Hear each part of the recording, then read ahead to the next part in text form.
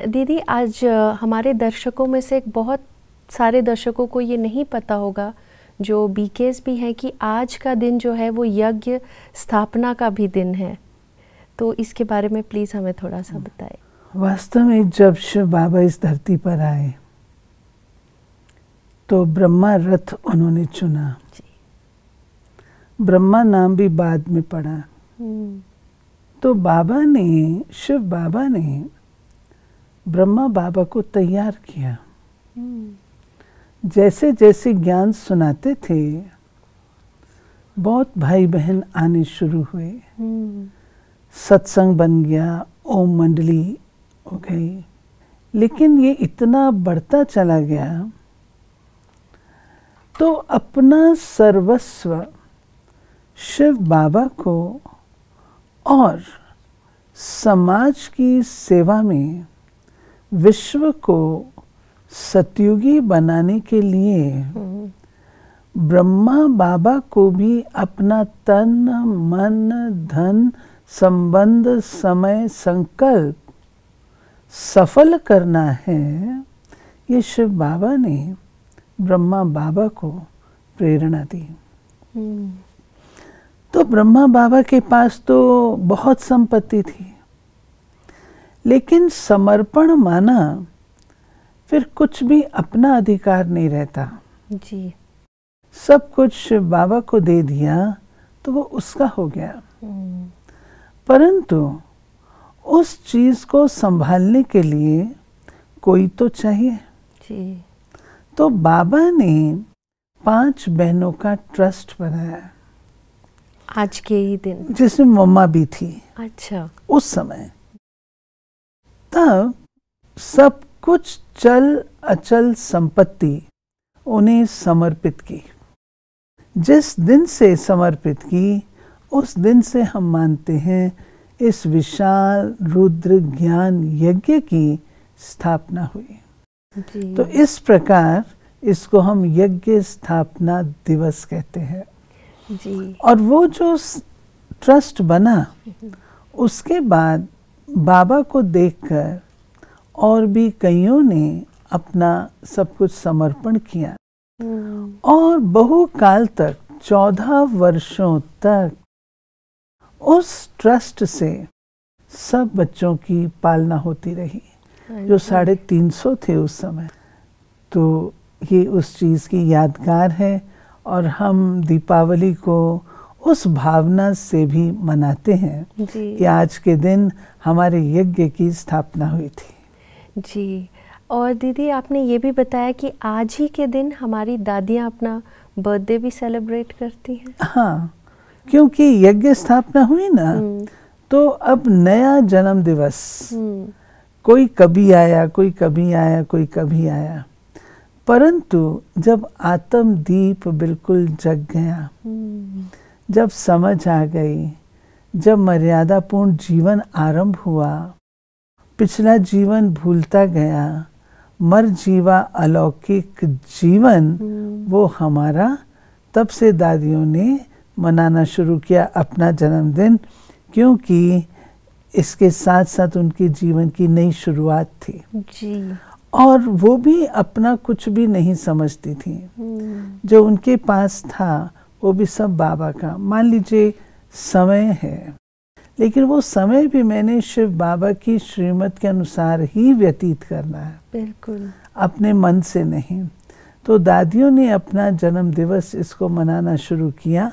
पुराना समाप्त और नया दैदीप्यमान जीवन, रूहानी जीवन, दीपकों से, ज्ञान के दीपकों से सजा हुआ जीवन, वो जीवन उनके जन्म दिवस की यादगार है। बहुत ही बढ़िया। तो दीदी ये जैसे इतनी प्रेरणादायक है कि आज के दिन आपने बताया कि किस तरह से एक नई शुरुआत हुई, तो हम भी इस ब्राह्मण परिवार में हमारे लिए दीपावली के लिए क्या पुरुषार्थ होना चाहिए, या हमारे लिए इसका सही अर्थ क्या होना चाहिए? अब बाबा इसमें हम बच्चों को बहुत सुंदर एक बात कहते हैं और वो है दीपराज और दीपरानियाँ। जी। प्यारे बाबा दीपराज और दीप रानियों का संबंध दीपराज के साथ है। दीपराज एक है, हाँ जी, दीप रानियां अनेक है। लेकिन सब दीप रानियों को जो भोजन है, शक्ति है, जो जीवन में गुण है, ज्ञान है, वो सब तो दीपराज से ही मिलता है, जिसको हम कहते हैं ज्ञान का घृत जी। तो आज के दिन आपने ये देखा होगा कि लोग बड़ा दीपक जगाते हैं, उससे छोटे छोटे दीपक जगाते हैं। ये इसी बात की यादगार है कि हमें अपना मन शिव बाबा में इतना एकाग्र करना है, जो उस दीपराज से, शिव बाबा से हम अपने जीवन में शक्तियाँ, गुण, इनकी धारणा करते रहें। और वो पॉसिबल होता है जब हम उसमें घृत डालते हैं जी। अगर ज्ञान का घृत न डालें तो लौ जग नहीं सकती, नहीं जग सकती, बुझ जाएगी जी। इसके लिए बाबा कहते हैं बच्चे सावधान रहो। दीप रानियां तो हो, लेकिन दीप रानियां अगर आप घृत नहीं डालेंगी तो समाप्त हो जाएगा। तो दीदी जैसे काफ़ी मुरलियों में बाबा ने पहले भी कहा था कि ये आखिरी दिवाली हो सकती है, कि ये आखिरी दिवाली है, लेकिन उसके बाद भी कई दिवाली आ गई। तो इसका क्या रहस्य है, बाबा क्या बताना चाहते हैं? वास्तव में ये मुरलियों में तो नहीं, लेकिन शुरुआत में बाबा ने बच्चों को सदा अलर्ट रहने के लिए और पुरुषार्थ में तल्लीन हो जाने के लिए, स्वयं को अच्छे से अच्छे रीत से आगे बढ़ाने के लिए, आत्मा की मैल साफ करने के लिए बाबा ने कहा था कि बच्चे अगली दिवाली नहीं आनी, इसलिए तुम्हें अभी तैयार होना है जी। अभी इतना पुरुषार्थ करो जो सतयुग आ जाए। तो वो बाबा ने बच्चों को मोटिवेट, एनकरेज करने के लिए कहा था। भावार्थ ये था कि एक बार अगर कोई चीज़ स्पीड पकड़ लेती है, हाँ जी, तो स्पीड पकड़ने के बाद उसकी वो स्पीड मेंटेन रहती है। तो बाबा इस चीज़ को स्पीड दे रहे थे, बच्चों के अंदर वो भावना पैदा कर रहे थे। उसके बाद तो स्वाभाविक है, मेरा आत्मदीप जग गया, लेकिन मेरी प्रजा का अगर नहीं जगा तो मैं राज्य किस पर करूँगी। हाँ जी। तो ये सारा समय हमें यूं चाहिए ताकि हम अन्य आत्माओं को भी तैयार करें। सतयुग में हम अकेले तो नहीं जाएंगे, उनका जाना भी तो जरूरी है। इसलिए दीपावली भी कहते हैं, दीप प्लस अवली। हाँ जी।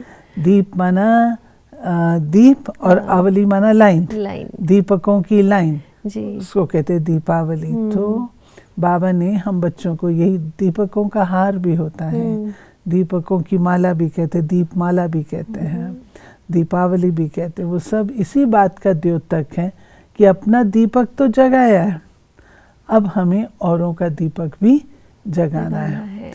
दीदी जिस तरह से जो लाइट फ्लिकर करती है वो कहीं ना कहीं डिस्टर्ब करती है, हमें एक निरंतर लाइट रहे वही अच्छा लगता है।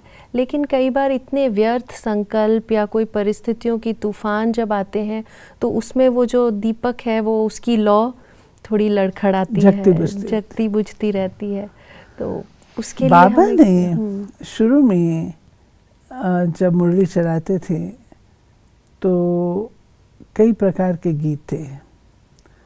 उसमें एक गीत बहुत ही प्रसिद्ध और बहुत ही प्यारा था, निर्बल से लड़ाई बलवान की। ये कहानी है दिए और तूफान की। अब सच्चाई की बात ये है, जो आत्माएं सदा अपने दीपक को जगा के रखती हैं, एक्टिव रहती हैं, अलर्ट रहती हैं, पढ़ाई में एक्यूरेट रहती हैं, तो कितने ही तूफान आए, वो तूफान उस लौ को बुझा नहीं सकते। लेकिन अगर कोई दीपक ऐसा है जो इतना एक्टिव अलर्ट नहीं है, कोई आत्मा इतनी नहीं है, तो तूफान आएगा तो उसको थोड़ा तो सामना करना पड़ेगा। या दीदी आपने कहा ना उद्रित भी नहीं डलता है। तो पहले प्रकार का दीपक वो है जिसको किसी प्रकार का सामना करना ही नहीं पड़ता। दूसरे प्रकार का वो है जो थोड़ा बहुत उसको सामना करना पड़ता है, परंतु वो संभल जाता है तो उसकी लौ वैसी की वैसी जगती रहती है जी। उसकी विजय हो जाती है। तीसरे वे हैं जो अलबेले हो जाते हैं, आलस्यवश, अलबेलापन, संशयात्मक बुद्धि, व्यर्थ संकल्प, अनुमानों की घाटियां आदि आदि।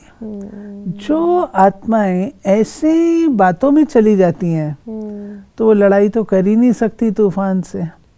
तूफान का एक ही झोंका आता और उनको बुझा के चला जाता है, क्योंकि अपनी शक्ति है ही नहीं उनके अंदर, घृत डाला ही नहीं है, मिक्सचर माल होगा, इसलिए बुझ जाता है। तो इसलिए बाबा हम बच्चों को कहते हैं कि बच्चे आपको सदा सदा ज्ञान का घृत डालते रहना है, और ज्ञान का घृत डालते हुए अपनी लौ जो है वो आपकी टिमटिमानी नहीं चाहिए जी। और ये तब होता है जब हमें पूर्ण रूप से निश्चय होता है कि विजय मेरा जन्म सिद्ध अधिकार है, मेरी लौ कोई बुझा नहीं सकता, एक बार जग गई अब कोई बुझा नहीं सकता।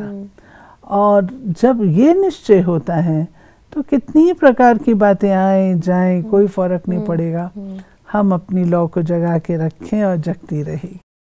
दीदी जैसे दीपावली में लौकिक में भी ऐसा करते हैं कि कोने कोने को साफ करते हैं, कहते हैं कोई नेगेटिविटी अंदर नहीं रहनी चाहिए, लेकिन कई बार इवन ब्राह्मण लाइफ में व्यर्थ संकल्पों के आने से फिर जो हमने अगर योग भी की, मुरली भी सुनी, लेकिन वो एनर्जी सारी ड्रेन ऑफ हो जाती है, या वो अंदर एक मन की सफाई नहीं रह पाती है, तो उसको कैसे मेंटेन? अब मैं आपको दीपावली जो 5 दिन का त्योहार है, पहले आती है धनतेरस। धनतेरस, यस।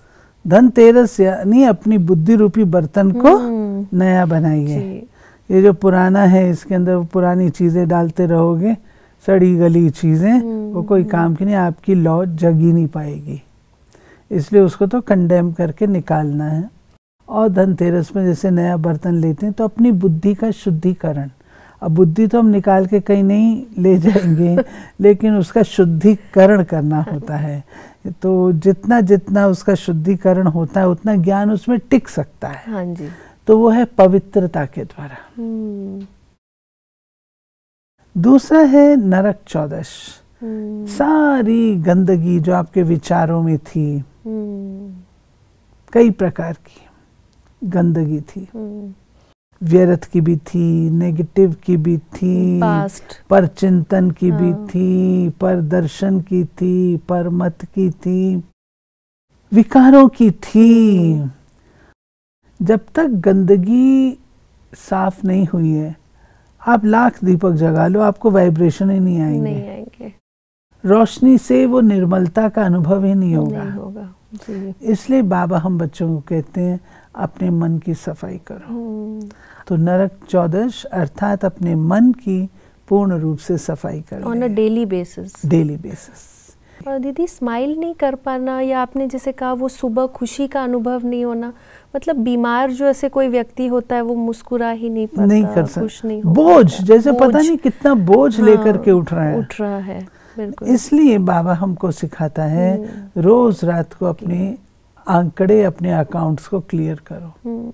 सच्ची दिवाली यही है, वहां तो बही खाते शुरू करते हैं, ओल्ड अकाउंट्स क्लियर करते हैं। बाबा कहते हैं ये अपने कार्मिक अकाउंट्स डेली बेसिस पर क्लियर करो, तब आपका मन रोशन रह सकता है। फिर आती है छोटी दिवाली, जब छोटा सा दीपक जगाते हैं, थोड़े से दीपक जगाते हैं।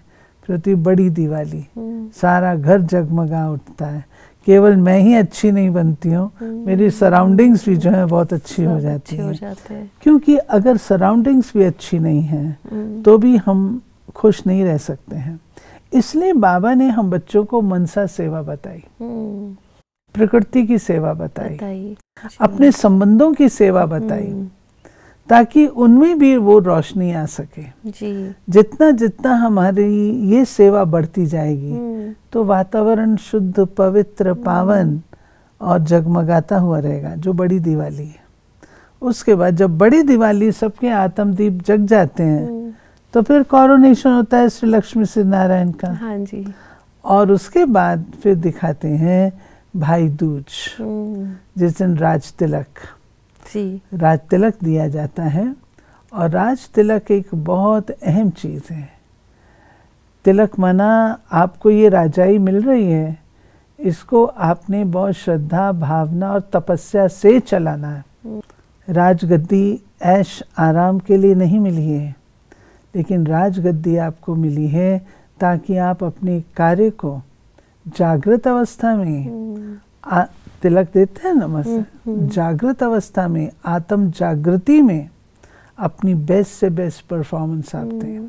दीदी इसलिए कहते हैं with great power comes great responsibility. Yes, क्योंकि वो तिलक आपको मिली है, वो that's a sign also of. Tilak तपस्या की भी निशानी है, विजय की भी। तिलक सुहाग की भी निशानी है, तिलक विजय की भी निशानी है, तिलक कॉरोनेशन की भी निशानी है, तिलक कोई रिस्पॉन्सिबिलिटी लेते हैं उस बात की भी निशानी है। कहते हैं ना भाई इस बात का कौन लेगा तिलक। जब वीरांगनाएं अपने पतियों को तिलक लगाती थी कि आप जा रहे हैं मैदान में, तो विजय का तिलक, तो विजय का तिलक पहले से ही देते हैं। सफलता हमारा जन्मसिद्ध अधिकार है। तो तिलक कितनी बातों की निशानी, इन सब बातों का महत्व हमारे वर्तमान जीवन में है। बाबा कहते बच्चे तुमको रिस्पॉन्सिबल भी रहना है। और दीदी जब भी तिलक को देखेंगे तो वो स्मृति भी आती रहेगी और इन सब चीजों की। हमारा अविनाशी सुहाग शिव बाबा है, तपस्या हमको करनी है इसलिए तिलक है, विजय हमारा जन्मसिद्ध अधिकार है इसलिए तिलक है। तो ये लंबा त्योहार है लेकिन बहुत मीनिंगफुल है। और इसको हम ब्राह्मण अगर अपनी लाइफ में डेली सच में प्रैक्टिकल में ले आए तो दिवाली जो आज हम साल में एक बार मनाते हैं, हमारा हर रोज दिवाली है, हर रोज दिवाली है। और क्योंकि आत्मदीप जगा हुआ है, आपका भी जगा मेरा भी जगा, हम एक दूसरे को ग्रीट करते हैं। सो दीदी this festival is also symbolic of सेवा, क्योंकि आपने कहा कि जब मेरा जग जाए तो मेरी रिस्पॉन्सिबिलिटी है औरों की भी मुझे जगानी। It is for my own interest. जगाते जब आप अच्छे बन गए तो आप गंदी जगह बैठना तो पसंद नहीं करेंगे ना। अपने सराउंडिंग्स आप गंदे तो नहीं चाहेंगे ना। जितनी मन की शुद्धता होती है उतनी बाहर की भी निर्मलता होती है, बाहर की भी सफाई होती है। और अगर मन शुद्ध नहीं है तो आप उसको एक्सेप्ट कर लेते हैं जी। बाहर का। इसलिए बाबा ने हमको डबल बातें सिखाई हैं, आत्मा की भी चाहिए तो तन की भी चाहिए जी। क्योंकि बाबा कहता है इस शरीर रूपी मंदिर में आत्मा एक मूर्ति के सदृश है जी। तो मूर्ति कितने सुंदर मंदिर में होनी चाहिए। और अगर स्थान हमारा ऐसा है तो उसमें तो मजा नहीं है ना। पूजा करने भी कौन आएगा, गंदगी को देख के कौन पूजा करने आएगा। इसलिए बाबा कहते दोनों प्रकार से सफाई चाहिए। तो दीदी जैसे नया साल भी आ रहा है और अभी दिवाली भी है, तो दिवाली में हमें कौन सा स्वमान लेना चाहिए, और जब हम योग भी करते हैं तो उसमें हम विशेष क्या संकल्प रखें, हम क्या किस तरह से वो मनसा सेवा को ध्यान में रखें? दिवाली में स्वमान यही हम सदा लाइट हाउस, हाँ जी, दीपक प्रकाश देता है, अंधेरे को मिटाता है। तो बाबा हम बच्चों को कहते हैं बच्चे आपका हर संकल्प लाइट हाउस की तरह हो, आपका जीवन आपका व्यवहार लाइट हाउस की तरह हो। अंधेरे में एक दीपक जिस चीज़ को हम ढूंढ रहे होते हैं वो हमें दिला देता है। ऐसे हमारा जीवन ऐसा बन जाए जो भटकती हुई आत्माओं को राह दिखने लगे जी। सही राह, और अपने प्यारे बाबा से वो भी मिलन मना सकें। जैसे आज हम दीप रानियाँ दीपराज से मिलन मनाते हैं, ऐसे वो आत्माएं भी परमात्मा से मिलन मना सके। तो लाइट हाउस हूँ, लाइट हाउस हूँ, जगा हुआ दीपक हूँ, दिया हूँ। दिया देने की भावना रहे, मैंने सबको देना है, देना है। हमारे अखुट भंडार हैं, ज्ञान के भी हैं, गुणों के भी हैं, शक्तियों के भी हैं। हर प्रकार से हमारे भंडार भरपूर हैं। दाता ने इतना भरपूर किया दिवाली पर, दिया जगा के मेरा इतना मुझे भरपूर किया है, अब मुझे भी सबको देना ही देना है। सबके प्रति शुभ भावना हो, शुभ कामना हो, स्व के प्रति स्व चिंतक, औरों के प्रति शुभ चिंतक, ये हमारा दिवाली का स्वमान हो। नया वर्ष जो आ रहा है, पुरानी दुनिया में नया वर्ष क्या ही अच्छा हो, ये 2020 इस सारे क्लब का अंतिम वर्ष रह जाए और हम इसमें अपने आप को संपन्न कर लें। आखिर भी कब तक पुरानी दुनिया में नया वर्ष मनाएंगे? हाँ जी। क्यों नहीं 111 का हम आवाहन करें और जल्दी से संपन्न बने। बाबा हम बच्चों को कहते हैं कि बच्चे, तुम्हारा संपूर्ण स्वरूप तुम्हारा आवाहन कर रहा है, तो आखिर कब तक इंतज़ार कराएंगे?